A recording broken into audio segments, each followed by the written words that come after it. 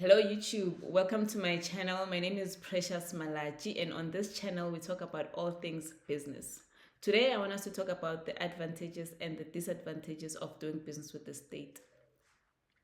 One thing that we all need to recognize and realize is that the government is one of the biggest customers that you can have on your database.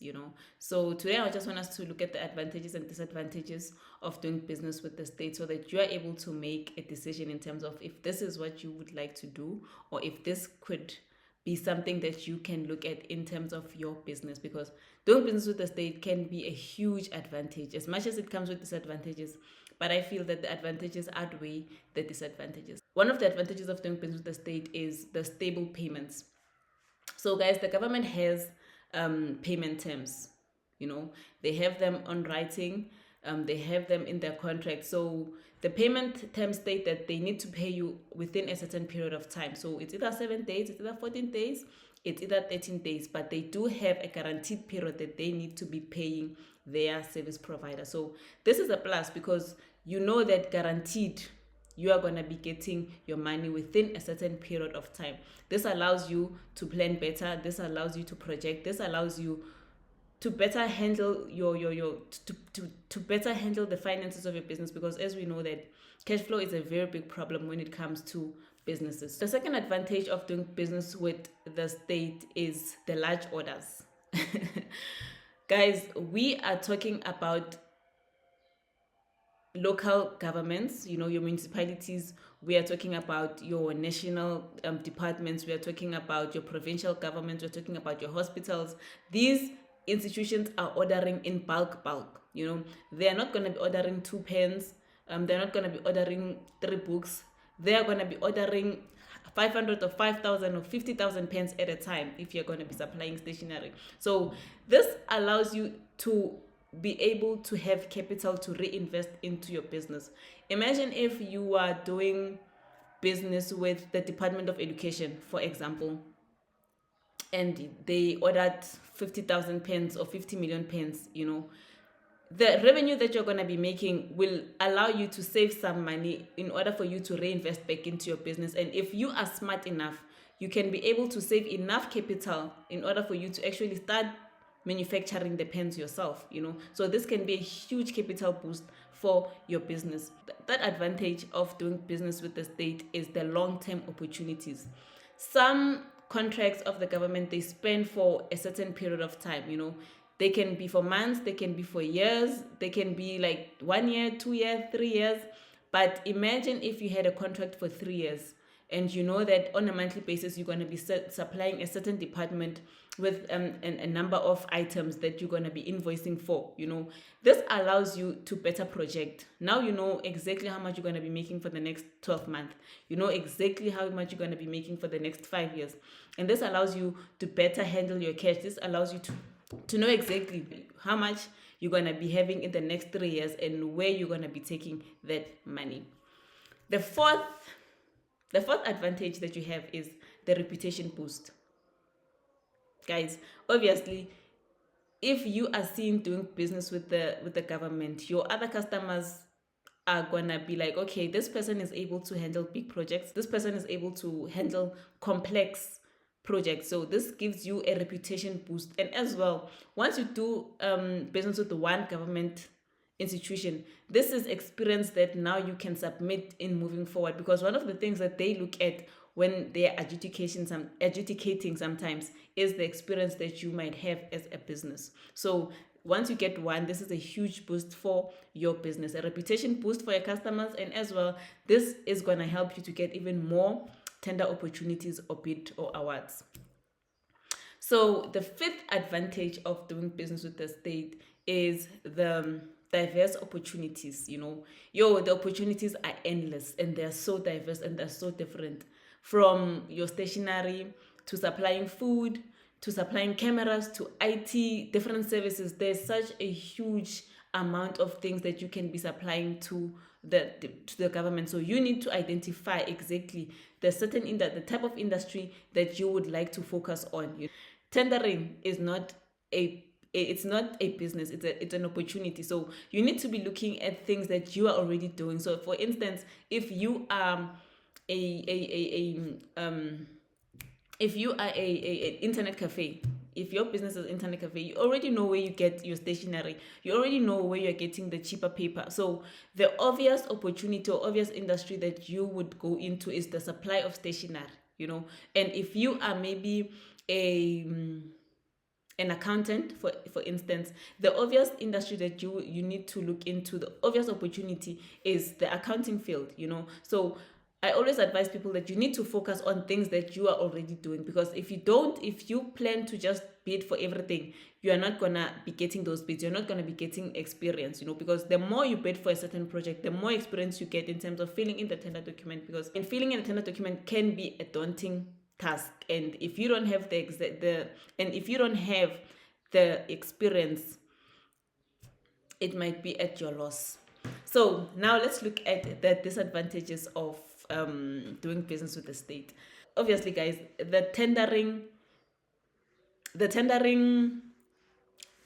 process or the bidding process can be so complex. It can be so complex, it can be complicated. The bidding documents can be complicated at times.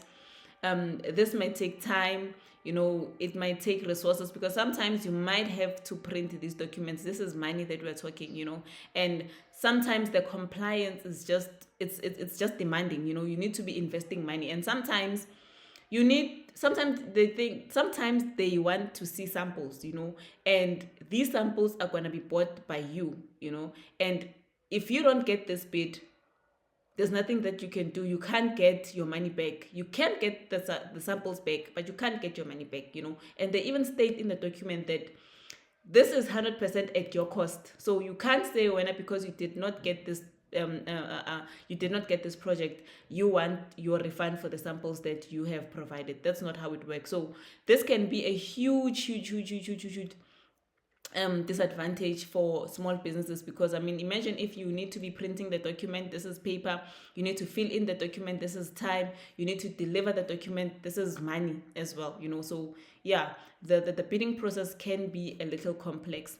So another disadvantage is the intense competition, you know. The competition is extremely intense, you know.